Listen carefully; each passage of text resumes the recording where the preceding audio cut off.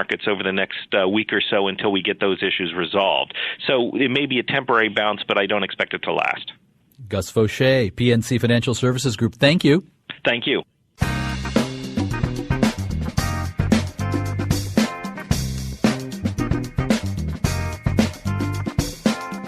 Show Marketplace how much you like us. Stay connected to our hosts, reporters, and top stories on Facebook.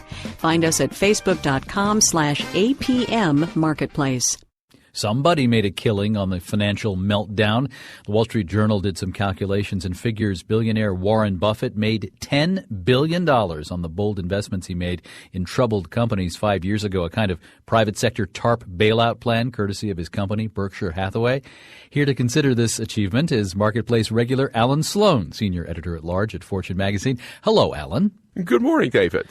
So when everybody else was running for the exits during the great meltdown of 2008, early 2009, Mr. Buffett was in there actually investing in companies, lending to companies. Well, as he says, everyone's heading for the exits, and that's where you head for your checkbook, and that's what he did, and it's worked out great. Things like Bank of America gave money to Goldman Sachs. I mean, didn't just give the money to Goldman Sachs. He wanted a return, which is the point here. Also, Wrigley, the chewing gum people, part of M&M Mars, many billions went in that direction. Yeah, well, and General Electric and all of this stuff. And by the way, I owe him a thanks for Wrigley because I owned a lot of Wrigley stock. So there is a personal finance lesson here that I think is plain for all to see, which is when people are panicking, maybe it's not such a terrible time to invest. Maybe not, but you have to know what you're doing, which Buffett does, and you have to be willing to take a loss, which Buffett is willing to do because he's a grown-up. And the Wall Street Journal calculates that Warren Buffett et al., his company, got a handsome return, 40% over 5 years. Not bad. I think it was actually more because there were certain profits he has that they weren't counting in their calculations. I think it's probably 50 or 60%. But beyond that, you're concerned about this story in a different way. It's the comparison that it invites. What did the government get back on its investments? One calculation is a paltry 12%. It's apples and oranges, to use the cliche. The purpose of Warren Buffett is to make as much money as possible for Berkshire Hathaway shareholders, who, by the way, include me. And the purpose of the government's TARP program was to keep the financial system from collapsing. So the fact that the government came out ahead on TARP is, to me, something we should celebrate instead of comparing it to Warren Buffett, which would be like comparing me to LeBron James on a basketball court. Alan Sloan, senior editor-at-large, Fortune magazine, thank you. Glad to be here, David. And the artist and cyclist David Byrne believes economic inequality is ruining the creative spirit of New York City, his adopted hometown. The former frontman for the Talking Heads and Oscar and Grammy-winning composer rues the passing of cheap rents in cold water lofts and the excitement that brought. Writing in Creative Time reports, Byrne says parts of Brooklyn are virtual walled communities, pleasure domes for the rich, he calls them, leaving no room for fresh creative types. Bit by bit, he writes, the resources that keep the city vibrant are being eliminated.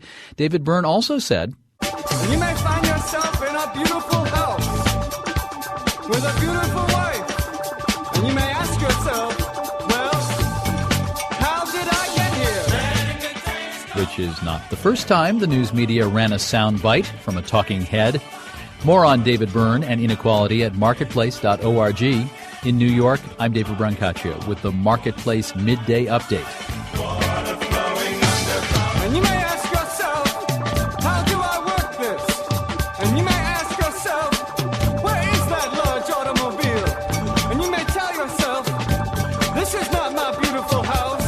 And you may tell yourself, this is not my beautiful wife. Letting the days go by, let the water hold me down. Letting the days go by, water flowing underground. From APM, American Public Media.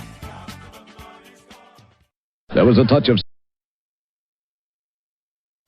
of sarcasm as he said, "Oh, this duet is starting to rub me the wrong way." Military death benefits shut down. It's appalling. It's wrong. It's outrageous. The troubled health exchange rollout. Did the administration ignore warnings? The Las Vegas stowaway. We're not bad parents. I don't abused my son.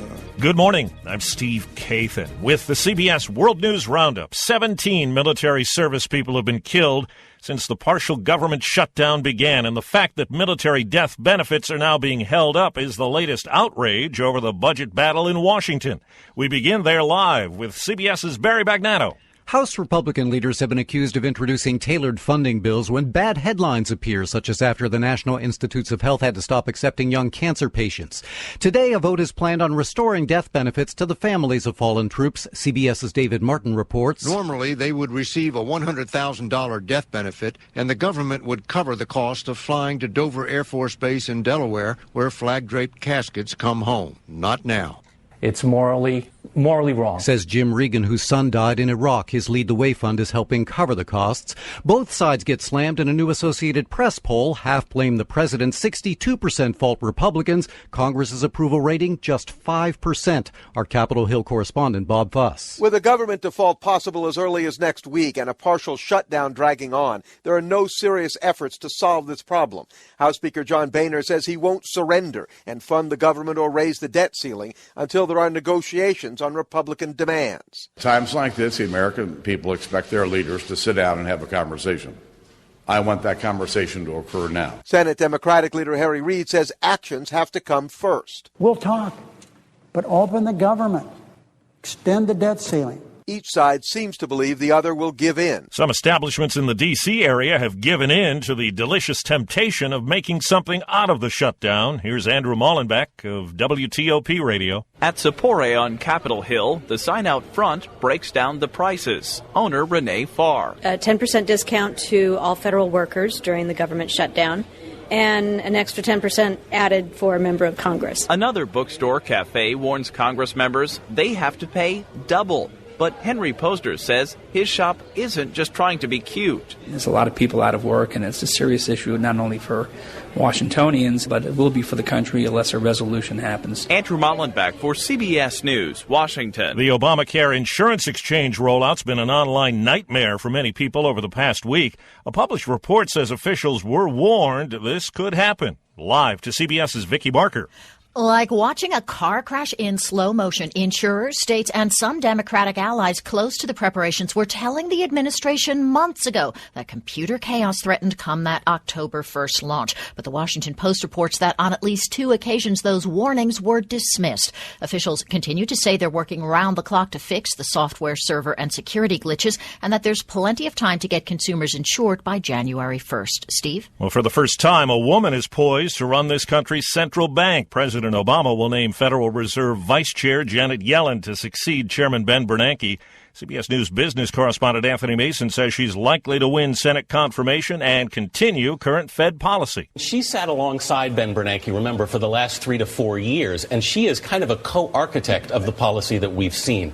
She's a Democrat, he's a Republican, but they've basically been in this together. The U.S. gives $1.3 billion in annual aid to Egypt. Half has already been handed over this year. $585 million is now effectively suspended because of the military regime's crackdown.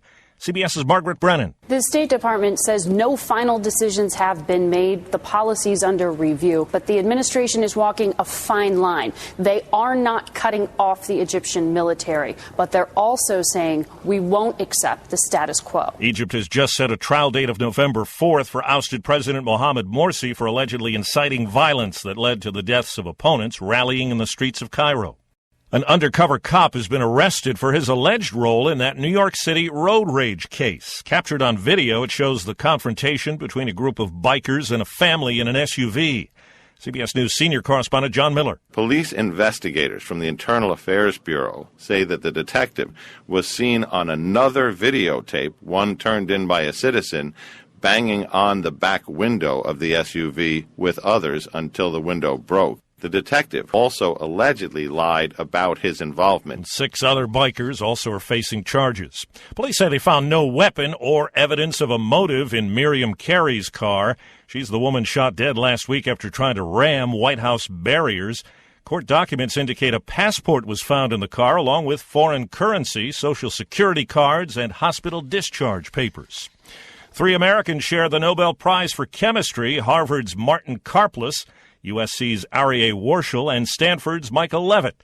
Karplus says they used computer models to explain complicated chemical processes. The three of us getting the Nobel Prize is a validation that simulations of this type for complex systems have come of age. Their research has led to improvements in everything from drugs to solar cells.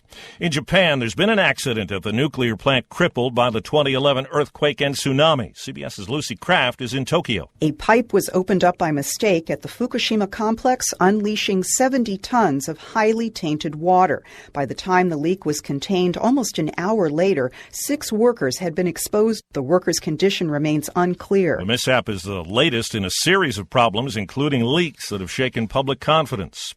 The father of the 9-year-old boy who got past security and stowed away on a flight last week from Minneapolis to Las Vegas is speaking out. My son is not a terrorist. He's a 9-year-old, misunderstood, but very intelligent young man. He's a young man well known to child protection people. Reports say he has in the past stolen a car and sneaked into a water park. They're considering this case now. He's not been charged with any crime. In Britain, a passenger on a small plane was forced into action when the pilot was stricken. That passenger with no flying experience was able to safely land the plane as a small airport control tower gave instructions.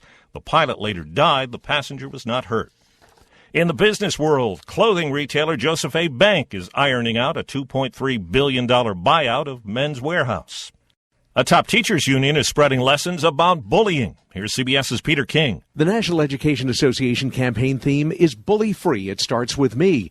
6th grade teacher and NEA Vice President Lily Eskelson Garcia says it's aimed at parents, teachers, and the person that stands there or that's reading the Facebook page or that's letting the bullying happen and they're not saying anything. The silent bystander always helps the bully. Garcia says the campaign teaches adults how to help and what not to say. Oh, sweetie, he just wants attention. Just ignore him, he'll go away. She says that means you really don't want to help. Peter King, CBS News. A school accountant in Rialto, California is accused of stealing lunch money for the past 8 years. $1.8 million, according to investigators. Judith Oakes was allegedly caught on video stuffing cash into her bra.